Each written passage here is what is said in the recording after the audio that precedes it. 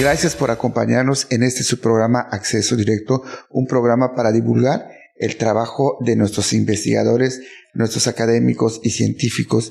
Y el día de hoy tengo la oportunidad de entrevistar al urólogo, al doctor Antonio Esqueda Mendoza. Doctor, gracias por volvernos a recibir. Hola Freddy, no, al contrario, muchas gracias por la invitación. Y aquí estamos en la segunda temporada. La segunda temporada, ¿verdad? Doctor, ¿cómo está esto de la próstata? Dice, estoy enfermo de la próstata, tengo la próstata inflamada, hay cáncer de próstata. ¿Qué tanto hay en la próstata? Bueno, desde la vez anterior que estuvimos platicando, ya empezamos a tocar el tema y es uno de los puntos como más medulares dentro de las enfermedades urológicas y de los tratamientos que vemos los urólogos. Así como es el urólogo tiene el estigma, ¿no?, de que es el ginecólogo del hombre. La realidad es que no, pero sí hay el especialista que se encarga de ver todo lo que tenga que ver con enfermedades masculinas, sobre todo del área genitourinaria, pues es el urólogo. Y uno de los puntos medulares del tratamiento son las enfermedades que se generan en la próstata. ¿La próstata qué es? Voy a más o menos a tomar aquí para irlo mostrando, ¿no? Aquí tenemos la vejiga, aquí tenemos el conducto por donde orinamos y esta es la próstata. La próstata es una glándula, todos los hombres tenemos. Es una glándula que en la época infantil es una cosita que son 5 o 10 gramos, que a partir de la adolescencia empieza a crecer, pero su crecimiento máximo se empieza a dar después de los 35 o 40 años. Es una glándula que se encarga en la época reproductiva de hacer que los espermas se puedan mover de forma adecuada. O sea, la próstata genera sustancias que al momento de la eyaculación salen junto con el semen y ayuda a los espermatozoides. Pero como órgano, la próstata se puede enfermar. Y hay 3 enfermedades principales que se van a presentar aquí. La prostatitis, el crecimiento de próstata, que es la hiperplasia prostática, y el cáncer de próstata. Entonces es el coco de todos los hombres cuando empieza ya a haber ciertos problemas. Cada enfermedad tiene así como su grupo de edades donde se presenta más, ¿no? Un hombre entre los 25, 35, 40 años es más probable que se pueda enfermar de una inflamación o una infección de la próstata por actividad sexual, por alguna infección sistémica que llegue a la próstata y te genera una prostatitis. Sí, pero sí. En esta parte que usted dice la inflamación y por una infección, eso es mayormente se da a edades de los 25 a los 40. Es más común que si la próstata se enferma se presente una prostatitis. ¿Qué tipo de infecciones? Son generalmente el 80% de las bacterias que llegan a esta zona son las que afectan el área genitourinaria y la principal, casi siempre más común, o la más común, es la E. coli. La E. coli es una bacteria que vive en el tracto digestivo, que en el tracto digestivo no es una bacteria patógena, pero hay ciertas cepas que logran llegar a la vía urinaria y ahí sí generan infecciones.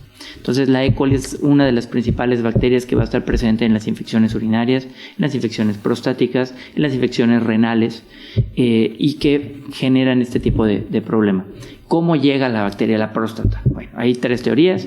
Una que puede ser por ascenso, es porque suba a través de la uretra. Una que llegue por ruptura o continuidad de la barrera gastrointestinal, o sea, del intestino sale y llega a la vía urinaria. Y la otra es por vía sanguínea. Pero bueno, llega la bacteria a la próstata. La próstata es como si fuera una esponjita. Entonces, a diferencia de otros órganos que cuando se infectan los ves rojos, calientes, hay pus y es muy aparatoso, en la próstata se puede presentar un proceso que es la prostatitis, que puede ser una prostatitis aguda y que puede ser intensa y muy fuerte y generar muchos síntomas, pero puede ser una prostatitis que te está generando molestias, pero no es tan aparatosa. Y esos tipos de prostatitis son las que van haciendo que se perpetúe la enfermedad porque te sientes medio mal, pero no para tan mal como para ir al médico. Entonces no vas y ese proceso está ahí constante. Y hay prostatitis que pueden durar años y van evolucionando de ser una prostatitis aguda bacteriana a una prostatitis crónica bacteriana, a una prostatitis crónica bacteriana. Y entonces va evolucionando el proceso y empieza siempre a haber un problema en la próstata que a lo mejor si se hubiera tratado 2 o 3 años antes de forma adecuada con su antibiótico, su desinflamatorio y sus medidas, pues no hubiera evolucionado al caso, ¿no? Porque un hombre con una prostatitis crónica son molestias muy constantes. Pero regresando al grupo de edades, es más común que se presenten los jóvenes porque como que hay más cambios en pareja, en la actividad física, en la actividad sexual. Entonces todo eso influye en que sea más común. No significa que un hombre de 70 no pueda tener una prostatitis, pero bueno, son los rangos que se van presentando, ¿no?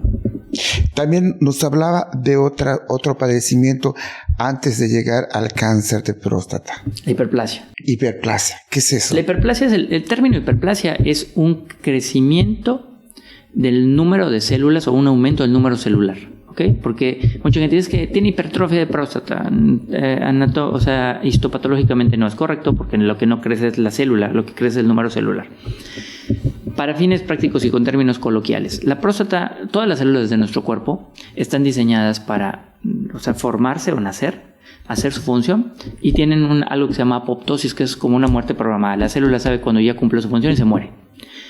A nivel de la próstata, al paso de los años comienza a haber cambios bioquímicos, que tiene mucho que ver con los cambios en la producción de testosterona, que es la hormona que se produce en los testículos, y esto va haciendo que las células de la próstata, su apoptosis se detenga. ¿Qué pasa entonces? Las células siguen naciendo, pero las que deberían de irse eliminando y muriendo por sí mismas no mueren. Entonces comienza a aumentar el número celular y esto va haciendo que la próstata crezca. El ejemplo más clásico es una naranja. Imagínate que tienes una naranja, tiene su cáscara y tiene sus gajos. Entonces el crecimiento se va haciendo por dentro, los gajos. Entonces comienza a aumentar, crecer. Pero como tiene su cápsula o su cáscara, el crecimiento de la próstata no es expansivo, es concéntrico y entonces empieza a cerrar.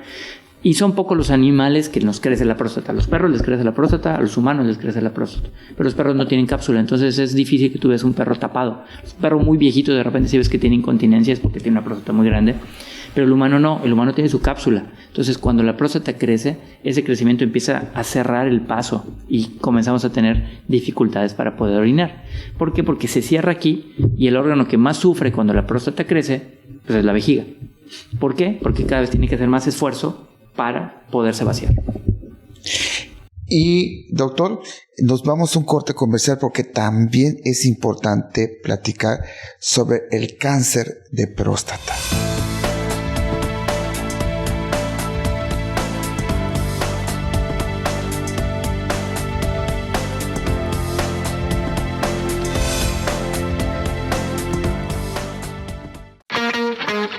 Teleplay, la señal de entretenimiento, cultura, espectáculos, noticias y más. Emitiendo desde Mérida, Yucatán. Disponible en teleplay.tv, servicio de Roku y aplicación gratuita para Apple y Android. Ahora también presente en las ciudades de Tizimín y Valladolid a través de sistema de cable. En Quintana Roo, la señal de Teleplay está disponible en Cozumel a través de cable de Cozumel y en Playa del Carmen a través de cable Riviera Maya. Esto es Teleplay.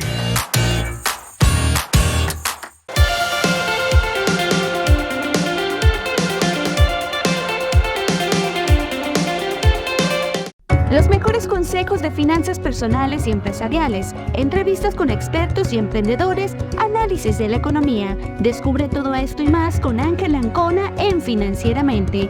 Todos los miércoles a las 7 p.m. a través de teleplay.tv, Teleplay en Facebook y YouTube y descarga nuestra app para Apple y Android.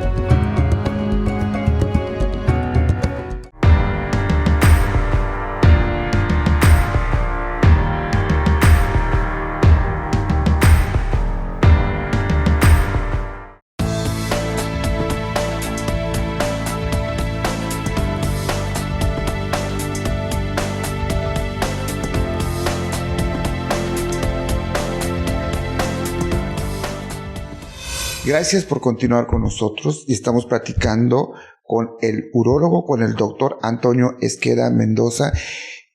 Y el cáncer de próstata, ¿a qué se debe que venga el cáncer de próstata, doctor? ¿Influye la raza, la edad? ¿Cuáles son los factores o qué es lo que hay detrás de este padecimiento? ¿Qué tan grave puede llegar a ser?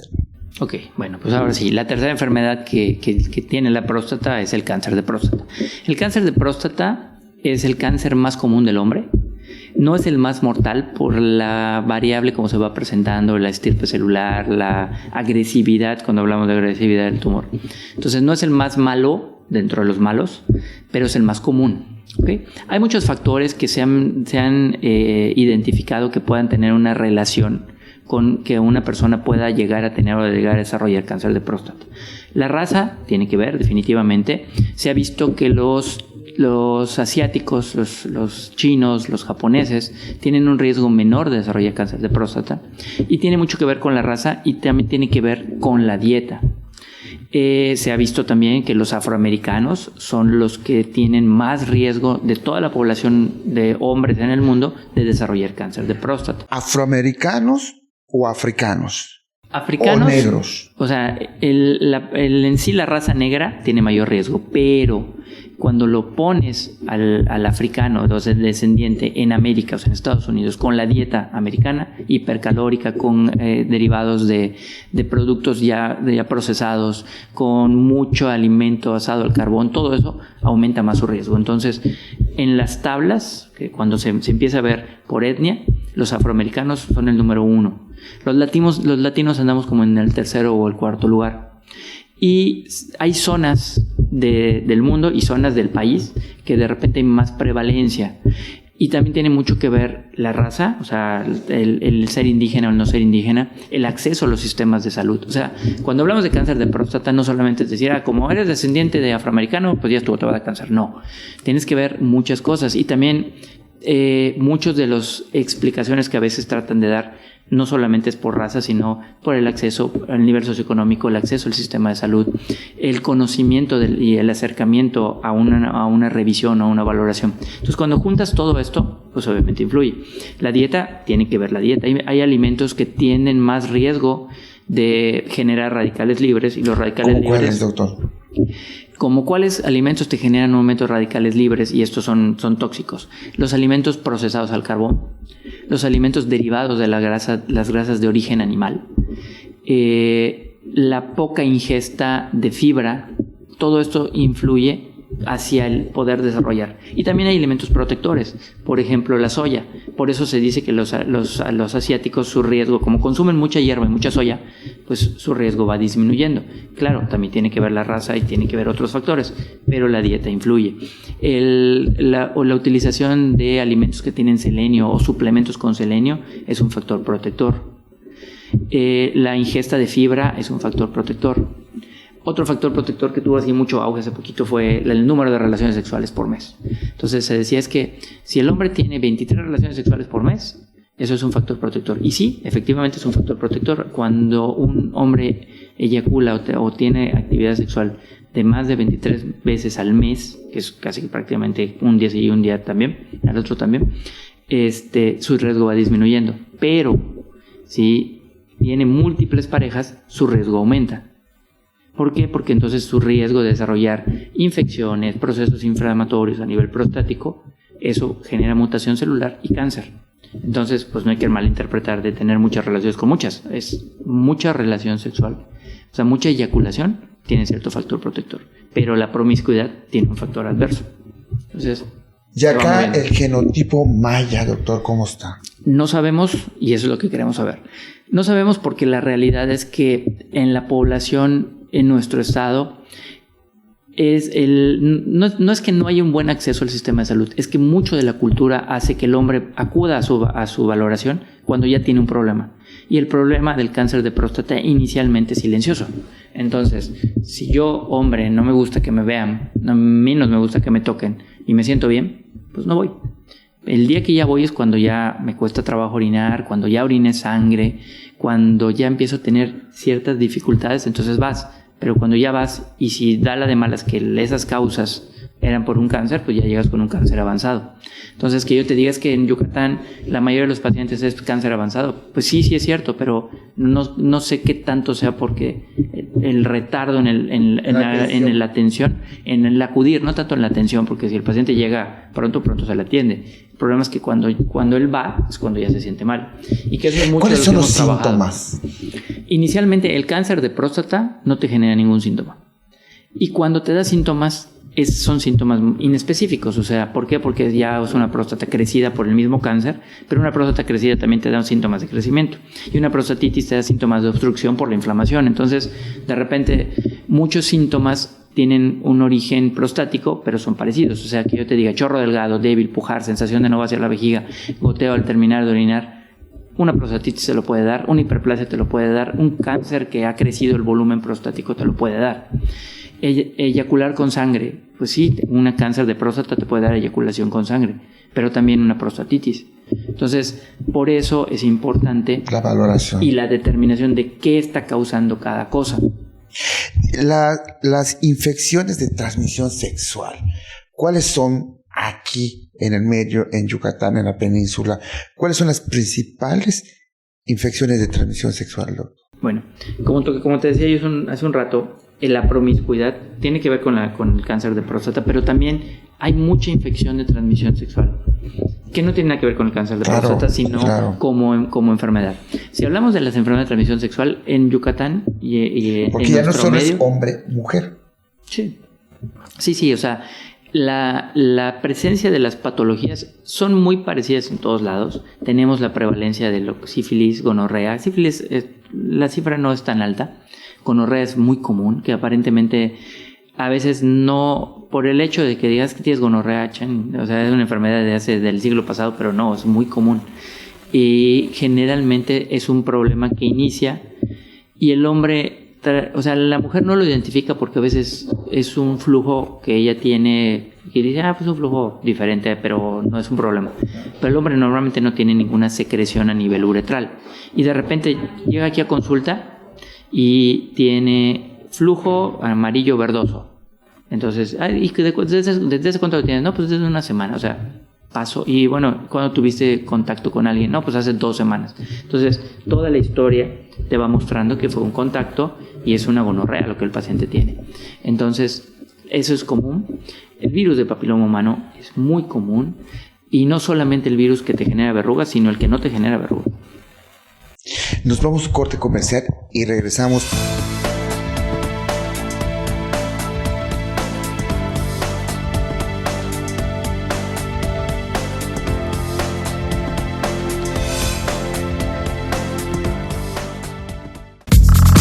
No te puedes perder cada semana lo mejor de las redes sociales.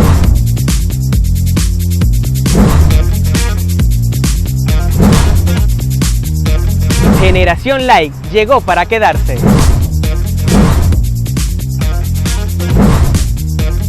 Y si tienes un talento y te quieres hacer viral, escríbenos en nuestras redes sociales. Generación Like.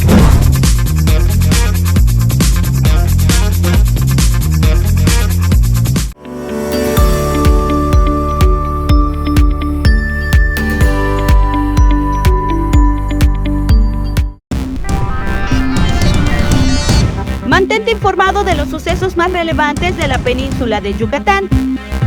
De lunes a viernes en punto de las 2:30 de la tarde y repetición a las 6 de la tarde a través de nuestra app y redes sociales. Solo por Teleplay.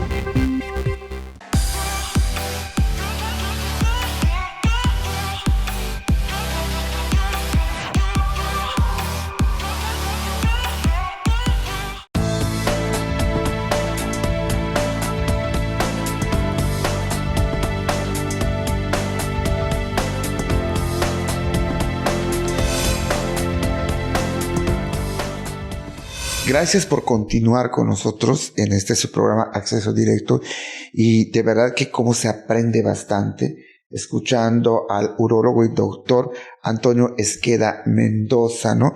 Nos decía usted sobre el virus de papiloma humano. ¿Qué tanto me puede afectar ahora sí en mi aparato reproductivo el virus de papiloma humano? Bueno, el virus de papiloma humano en el hombre hay mucha discusión, mucha discrepancia en qué hacerle y qué no hacerle. Las corrientes más antiguas dicen el virus de papiloma no hay que hacerle nada, solito se va a quitar. Cierto, pero no tan cierto. El virus de papiloma humano sí te genera problemas. El principal problema es el cáncer de pene. Es una realidad que el cáncer de pene, la incidencia de cáncer de pene es baja, pero si lo vemos desde el punto de vista virus de papiloma, cáncer de pene, la probabilidad de desarrollar cáncer de pene por el virus de papiloma humano es bajo, es 0.00%, o sea, muy bajito. Pero si tú lo ves al revés y agarras a 10 hombres con cáncer de pene, 7 van a tener algo que ver con el virus del papiloma humano. O sea, son pocos los que les va a dar, sí, pero los que les da, muchos tienen que ver con el virus del papiloma humano. Hay muchos mitos, hay muchos hechos con relación al virus del papiloma humano. Y la primera es circuncisión. Cuando nace un bebé, la corriente del cirujano pediatra y del pediatra es no hay que hacer circuncisión porque no se necesita. Pero hay estudios que demuestran que cuando un hombre circuncidado llega a su edad adulta, actividad sexual, su riesgo de desarrollar cáncer de pene es menor, su riesgo de contagiarse por virus del papiloma humano es menor, los problemas de fimosis y parafimosis no existen, las balanitis son mucho menores. Entonces, hacer una circuncisión sí se demuestra en la edad adulta que tiene una utilidad. Entonces, la circuncisión puede ser un factor y de hecho tiene un mes que están saliendo artículos que dicen que la circuncisión es un factor protector para virus de papiloma, para cáncer de pene. Entonces, sí es importante. Otro factor que influye para el contagio del virus de papiloma humano, obviamente, es la actividad sexual. De 10 pacientes que tienen virus de papiloma humano en el área genital, pues 9 o 9.5 tuvieron que ver por contacto sexual. Es una realidad, como te decía hace un rato, que el riesgo de cáncer en el hombre es menor que en la mujer. Una mujer que tiene virus de papiloma en el cuello uterino tiene un riesgo del 70 o el 80% de que si no se descubre y se trata a tiempo desarrolle cáncer cervicuterino. En el hombre no tanto, porque tenemos factores naturales que nos protegen, como que pues el virus de papiloma vive en la capa superficial de la piel, ¿no? O sea, el virus llega a la célula, tiene que entrar a la célula, tiene que entrar al núcleo de la célula y tiene que reproducirse ahí para poder formar más virus y de ahí seguir migrando. Como la mayoría de las veces el virus se queda en las células superficiales, la misma descamación natural de la piel hace que el virus se vaya perdiendo. Y hay estudios que te muestran que hay hombres que pueden tener virus en un estudio, en un PCR de virus de papiloma, o sea, para detectarlo, y sin hacerle nada le vuelven a hacer PCR algunos meses o años después y ya no vuelve y sale negativo, o sea, ya no lo tiene. ¿Qué pasó ahí? Pues que se descamó la célula enferma y se curó. Pero si el virus logra profundizar más de una capa superficial, entonces cada célula nueva que se vaya formando va a venir ya contagiada. Por eso, actualmente mucho tiene que ver las conductas de el depilarse o el rasurarse. ¿Por qué? Porque eso te produce microlesiones. Y si tú te rasuras y tienes contacto con una pareja que no es tu pareja o que es una relación ocasional que no sabes, te puedes contagiar porque tienes microlesiones que vas a permitir que una célula que tenga virus, tenga contacto, se rompa el virus, logra entrar a la célula más profunda y te contagies. Hablando ahora sí de virus de papiloma, existen variantes de virus que te generan verrugas y existen variantes que no te generan verrugas, o sea, el famoso condiloma. Y el que no tengas verrugas no significa que no tengas virus. Por eso a nosotros urólogos nos llegan muchas veces pacientes sin ninguna lesión, pero que su pareja tiene virus de papiloma y el ginecólogo lo diagnostica en la mujer y le dice, ve con el urólogo que te revisen. Entonces tenemos que evaluar si hay lesiones o no hay lesiones, y si no hay lesiones, mandar a hacer algunas pruebas para saber si hay virus. Y aquí entra a veces el conflicto, porque también ya entra todo el relajo de la pareja, ¿no? O sea, ¿quién contagió a quién? Y de repente también pasa que le haces la prueba al hombre y el hombre pues no tiene. Y entonces, ¿qué pasa? Es que tú me estás poniendo los cuernos y no sé qué. Pero como te acabo de decir hace un rato, o sea, la prueba te muestra si el hombre tiene virus de papiloma en ese momento. Pero también hay que recordar que se puede haber perdido al paso del tiempo. Entonces, puede haber hombres que tuvieron virus, que le hacen su prueba y que ya no tiene nada. Y entonces cuando hacen la revisión, pues el hombre no tiene nada, la pareja sí tiene porque pues, tiene más tiempo, pero pues la pareja se contagió. Y ahora, ¿quién fue primero, la gallina o el huevo? No lo vamos a saber. Sobre el testículo. ¿Qué problemas puede ocasionar un testículo? ¿Qué enfermedades tiene un testículo? Ok, bueno, cuando hablamos de otra de las patologías que vemos nosotros los urólogos, pues obviamente, como te decía al principio, las enfermedades del tracto genitourinario o genital masculino. Y entre ellas pues están los problemas a nivel testicular. ¿Testículos qué son? Los testículos son unas glándulas, que todos los conocemos, tienen muchos nombres coloquiales, pero se encuentran guardados en la bolsa escrotal. El testículo está fuera del cuerpo porque, para empezar, el testículo tiene que estar un grado más frío que el resto del cuerpo, para que la función de la producción de los espermas, el movimiento de los espermas y toda la parte reproductiva se dé. Si el testículo, por eso cuando a un hombre no le bajan el testículo, ese testículo se hipotrofia, se hace chiquito y deja de funcionar y aumenta su riesgo de cáncer. Entonces, para empezar es eso. Siempre en un hombre lo que tenemos que explorar es, uno, que los testículos estén en la bolsa. Hay enfermedades de los testículos que no bajan, se llama criptorquidia, y el testículo se cae en el camino, en la ingle o aquí arriba. Hay testículo retráctil, que el testículo está en la bolsa, pero el medio de fijación es muy laxo. Cuando hay un esfuerzo, un movimiento, el frío o algo, jala el testículo y se sube a la ingle. Entonces depende cuánto tiempo está más arriba o abajo, si le tienes que hacer algo o no. Hay testículos que al momento de estar subiendo y bajando, que siempre cuando uno se fija el testículo siempre se están moviendo. Ese movimiento se da por un músculo que se llama cremaster, que es el que está haciendo ese movimiento a nivel testicular, que tiene que ver con regulación de la temperatura y todo. En algunas ocasiones ese movimiento es tan fuerte que el testículo gira y se hace una torsión testicular, que esa es una de las pocas urgencias urológicas de ya, porque si un testículo se tuerce y no lo destuerces, se va a morir, se va a necrosar. Y obviamente pues el cáncer de testículo, que el cáncer de testículo es una enfermedad no tan común, es el tercer, cuarto cáncer más común del hombre, pero sí llega a ser agresivo. El cáncer de testículo hace 20 años, si te lo diagnosticaban 20 años para atrás, tenías 95% de probabilidades de morirte. Actualmente el diagnóstico de cáncer hace que se encuentren tumores más pequeños y además existen tratamientos con quimioterapia, y el 95% de los hombres que les da cáncer de testículo actualmente viven bien. ¿Cuáles son los síntomas? Depende de... Si estamos hablando, por ejemplo, de una infección, una epididymitis, una orquiepididimitis, es un dolor en el testículo que no mejora y que hay un proceso inflamatorio. Estamos hablando de una torsión, es un dolor intenso que a veces acompaña de náusea, vómito, y que hay una sensación muy, muy fuerte y es muy agudo. Si hablamos de un cáncer, por ejemplo, de un cáncer de testículo, generalmente lo que tenemos es un aumento del volumen del testículo o una sensación de una masa o de una bolita sin dolor. Entonces es importante a veces hacer esa revisión. Generalmente el hombre cuando se baña es cuando de repente al estarse aseando toca el testículo. Si sentimos una bolita que no nos duele, foco amarillo inmediatamente, porque puede ser algo más. Hay otras enfermedades como quistes que también están ahí relacionadas y que no son malas. Pero es muy importante que si hay un aumento de volumen, si hay una bolita ahí que está creciendo y que no nos duele, inmediatamente acudir a una valoración, porque puede ser un cáncer. Pues doctor, gracias, de verdad, gracias por compartir con nosotros sus conocimientos, y ahora sí, como se dice, y a ustedes gracias por acompañarnos, y cómo aprendemos y hay que acudir ahora sí con los especialistas. No, al contrario, Freddy, muchísimas gracias, y pues estamos para servirles, y gracias por la invitación. Gracias.